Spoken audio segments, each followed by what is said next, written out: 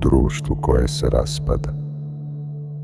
Ne moraš sijati, samo ne smiješ pasti. Kad svi viču, tišinom odjekuješ. Kad svi glume, iskrenost postaje revolucija.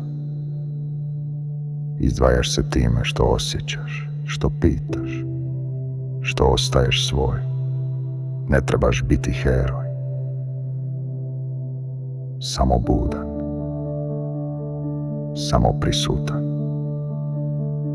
Dok svi spavaju otvorenih očiju, neka svijet trune, ti iznutra rasteš i to je dovoljno, jer u društvu koje se raspada istina je najjača pobuna.